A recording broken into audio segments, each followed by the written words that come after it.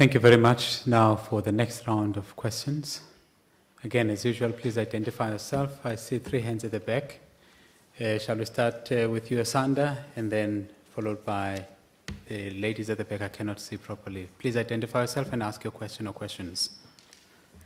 Asanda Mbecha from the SABC. I just need to get some clarity on timeframes. The speakers mentioned that this process has gone through several parliaments, and Mr. Frolik mentioned that the process of appointing a director is at an advanced stage.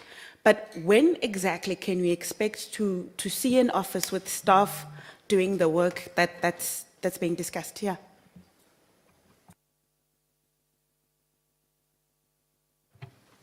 Lindley Donnelly from the Mail and Guardian newspaper. I just would like to get a little bit more clarity on the funding of the Parliamentary Budget Office. I think there was some time ago the idea that the establishment of the Budget Office would be done through utilisation of surpluses in Parliament's own accounts. Is that still the plan? Will you get additional budgetary allocations from Treasury once the office is established? What's the way forward? Thanks. Thank you, Sunay Kitsuf. I just want to know, there seems to be some service level agreement referred to between the PBO and the Legislation Oversight Division, which is a parliamentary division, which might mean employment of further staff beyond the 12 people you're envisaging. I just want to know when that will happen, in which budget is that, or which financial year does that come into play? Thanks. Thank you. Is there any other question? Yes. Shanti again. I just wanted to find out if the purpose of the PBO is to provide technical support, but the director will be appointed by MPs or members of the committee. Will the appointment of the director be a political appointment, or will it be based on technical competence? Very much, Honourable Speaker. Okay, Professor Jayat, start with the difficult ones. Honourable Frolik, you can come in, and also the chairpersons of the committees of Parliament. No, thank you, Honourable Speaker. Let me start with the last question first. The DBSA secondment in the form of Professor Jayat, who has been working in Parliament now for the last year or so, I think everybody who has worked in the process, including the caucuses of all political parties that Professor Jayat has gone to make presentation either to the caucuses or the leaders of those caucuses, can attest the independent nature of what we are talking about. It's by no way a political appointment, but it's purely based on the skill that is currently available, and also in terms of the South African process of budget officers. There's nowhere else in South Africa a budget office. It's something new that we're embarking upon.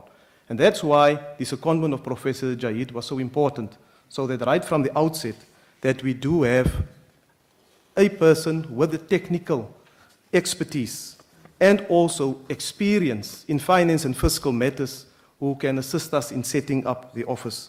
So we are quite confident, Honourable Speaker, that any appointment that will be made will also be based on these criteria that has been set. I want to link this response to the first question that was asked by Asanda from the SABC in terms of timeframes. I've indicated that last Thursday, a letter went from myself and the co-chairperson, Tahu, from the NCOP to the chairpersons of those 4 committees. That's giving a report, and that is making certain proposals to those committees. Those committees must convene as soon as it is possible for them to consider the report that we've given to them. And depending on how they approach it, because we cannot preempt that process of how the 4 committees want to approach it, it will be highly dependent on what the outcomes of that exchange of information is that we've had with them. As far as we are concerned, Honourable Speaker, from the side of the political task team, we've handed over the process of the appointment of the director now to the 4 committees, and the program of that committee will indicate it. But we do not foresee any long delays in finalizing this process. I will ask the Secretary to Parliament, Honourable Speaker, to deal with the issue of PBO and LOD, because it also raises the issues of finances with your kind permission. And it will also refer to then to the funding of the office. Secretary to Parliament. Thank you. Good morning, all. The funding of the Budget Office is currently funded out of our retained income because it's in the project stage. With effect from 1 April, the new financial year, it's funded like any other parliamentary function. In this instance, given the nature and character of the office, it will be a transfer payment. For example, what we mean by a transfer payment in this instance, Section 57(2) of the Constitution provides for allowances to political parties, such as party supports allowance, constituency allowances. The parties spend that money, they account to Parliament. In this instance, we make payment or transfer of a budget to the Budget Office. The Budget Office accounts to Parliament. There's only one accounting office in Parliament in terms of the Act, and that's the Secretary to Parliament. So the accounting officer will make funding available, and there will be accountability for that funding in line with the budget. So even the outer years going forward, it will be provided for in the budget. In terms of the existing allocations, if require additional allocation, we'll approach National Treasury, and that will be a negotiation with National Treasury. So that's the funding issue. The question of where the Budget Office is located, it is located between the two houses. It is not part of a division of Parliament. It works with the 4 committees, and the appointing authority in terms of law, in terms of the FMPA, is the executive authority.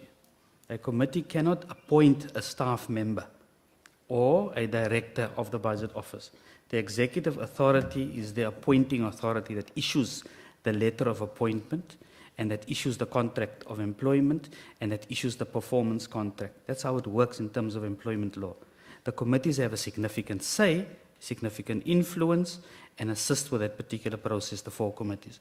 But the appointing authority will be executive authority, being the Speaker of the National Assembly and the Chairperson of the National Council of Provinces. Thank you very much. Just to emphasize the point made by the Secretary that we will find the money to fund this office. Anything else from your side, gentlemen?